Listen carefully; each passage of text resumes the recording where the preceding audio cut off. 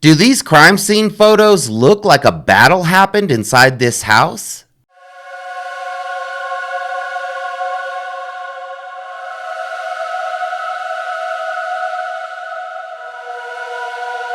Hey everyone, it's Lucky with Unfiltered Lucky.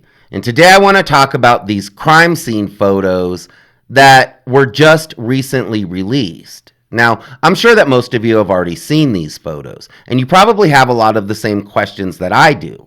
But today I want to talk about some of the inconsistencies between these crime scene photos and what we've been told by investigators. I also want to talk about the possibility that maybe investigators got it wrong. Now, when I saw these photos, I really expected to see a lot more body fluid. I really thought that this house would be in more disarray. I mean, Steve Gonsalves said that Kathy Mabbitt, the coroner, told him that there was one hell of a battle that happened inside this house. And when we look at these photos, it doesn't really look like there was a battle that happened in this house. So today that's what we're going to talk about, because I have a few questions about some of these images and they just don't add up with what we've been told. The photos that caught my attention right away were the images of the beer pong table, because this table is situated right in front of the opening that people would use to walk through from the kitchen or from Dylan's bedroom or from the stairs leading up to the third level. And this is the opening they would use to walk into this living area.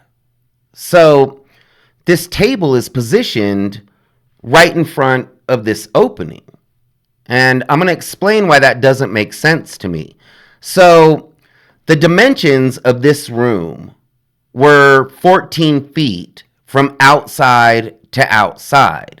So minus the studs and the sheetrock and the siding and all that stuff, you can figure about 13 feet wide.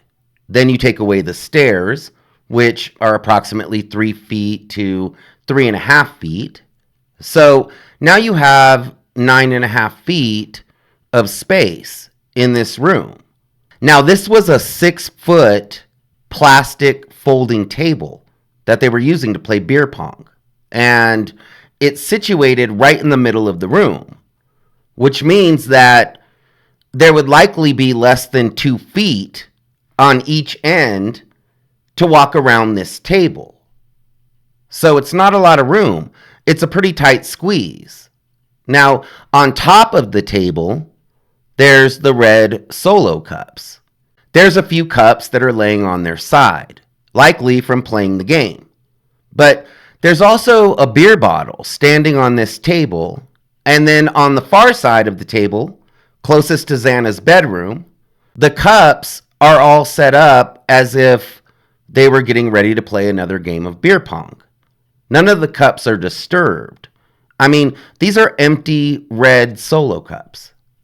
So I looked into this table because I wanted to know how much it weighed. And it weighed approximately 36 pounds. So, it's pretty light. And obviously these cups don't weigh anything.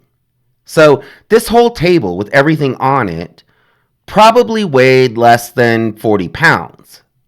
Now, like I said, this table is situated right in front of the opening that someone would be coming through if they were coming down the stairs from the third level, from Kaylee and Matties' bedroom. So, law enforcement has told us that Zana went up those stairs because she heard something going on the third level. And then she saw the attacker and ran frantically down those stairs to her bedroom.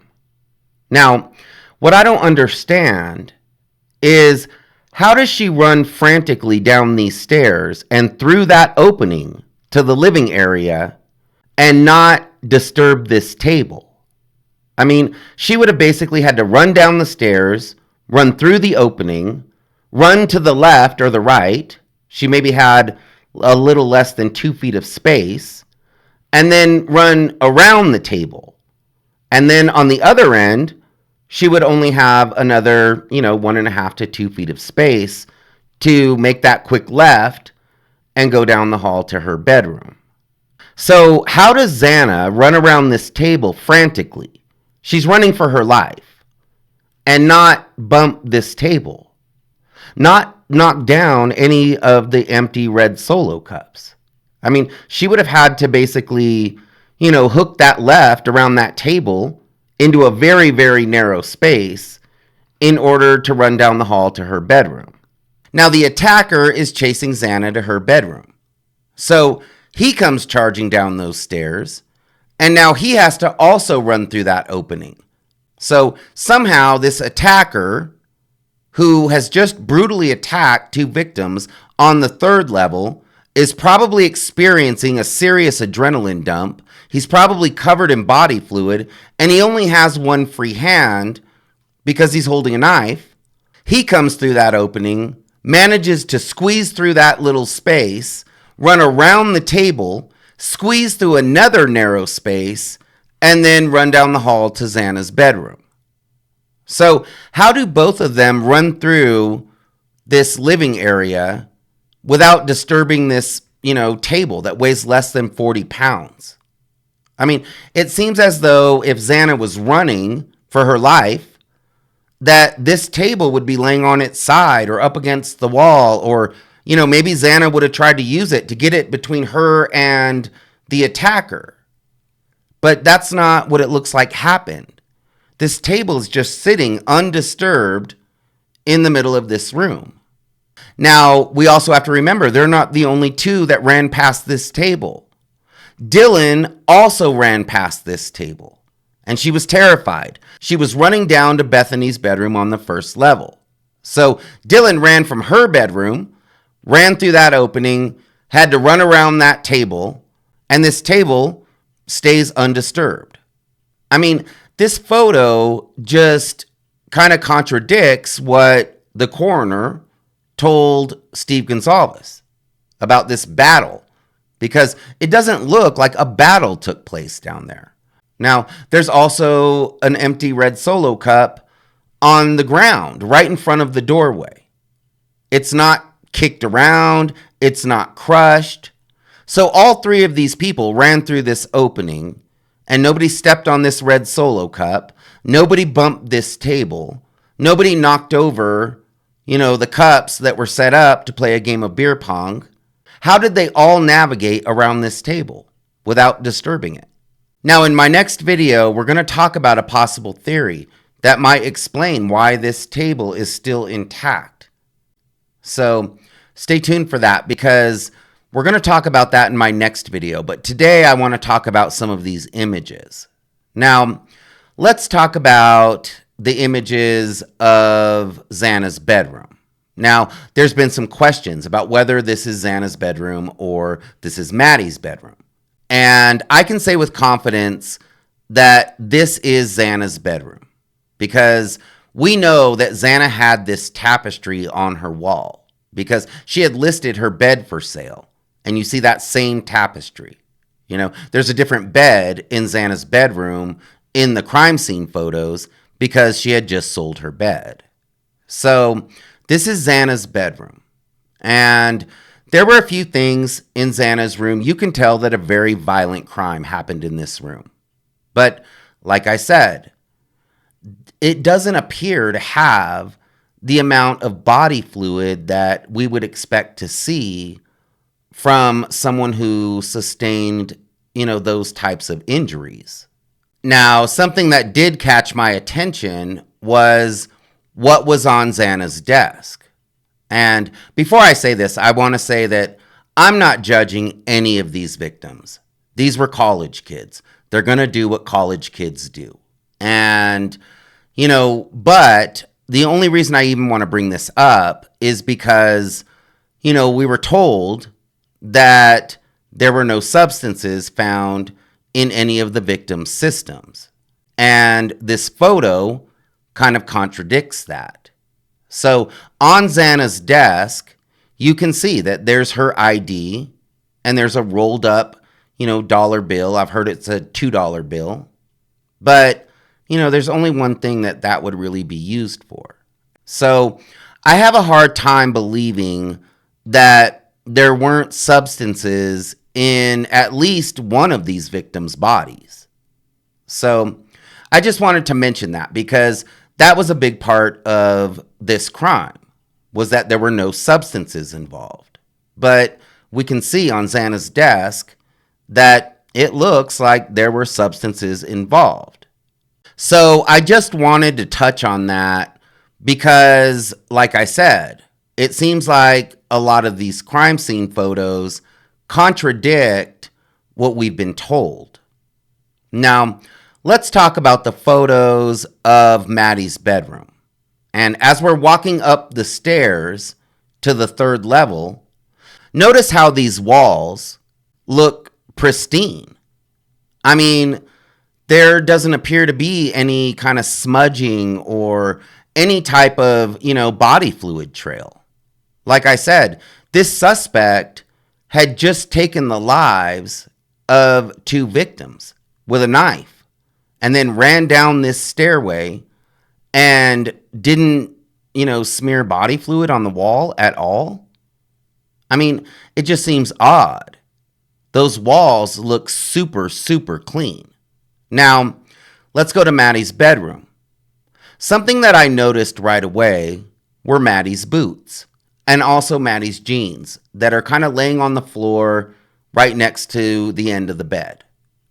Now, this room, these photos, they give you a good idea of the size of these bedrooms, how small they really were. And Matties' bedroom, it looked like the size of a walk-in closet. And we've been told that, there was a very physical attack, that Kaylee fought this attacker, and that this attacker physically, attacked these victims in this bedroom.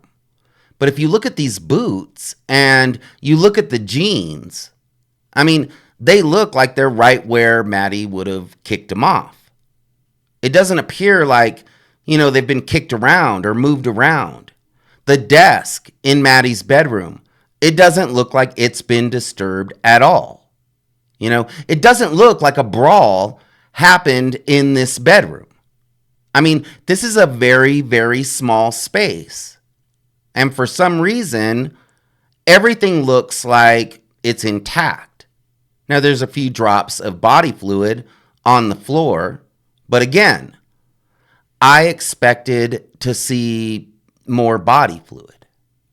So it seems to me like if, 2 people are fighting inside this room, that those boots are going to get kicked around. Those jeans are going to get kicked out of the way. That desk is going to get scooted around. Things are going to get knocked off of it.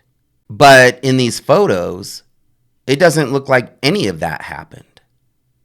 So, it just doesn't really make a lot of sense. And we're going to go more in depth into more of these photos. Because in my next video, I'm going to talk about the story that these photos can possibly tell us and what might really make sense when it comes to why the beer pong table was in the middle of the room and undisturbed. Why Maddie's boots and her jeans looked undisturbed. Why everything doesn't really seem to make sense with what we've been told. Now, something that I think is really strange is that, they knocked this house down. They didn't just knock it down. They knocked it down and then they buried it underground. Now, they said that one of the big reasons why jurors would not be able to walk through this house was because of the chemicals that they used. And it wasn't safe because they had cut out the floors and they had cut out the walls and, they had done all these things. But in these crime scene photos, this house basically looks, undisturbed other than the bedrooms. It doesn't look like they would have had to, cut this house apart in, the common areas.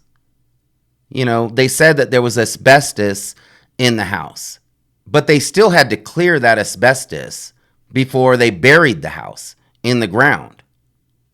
So why didn't they just clear the asbestos, repair what needed to be repaired, and leave the house standing for trial? I mean, this house does not look that destroyed. It doesn't make sense to me why they would need to knock this house down. I understand that, it was obviously an eyesore, probably triggered a lot of emotions for a lot of the students in this area. But for some of the reasons that they told us why they needed to knock this house down, these crime scene photos kind of contradict that. I mean, it does not look like a battle happened inside this house. I mean, Zana's bedroom looks like maybe her little end table might have been disturbed. There were a few things in her bedroom that looked disturbed. But in Matties' bedroom, it does not look like there was a brawl in there.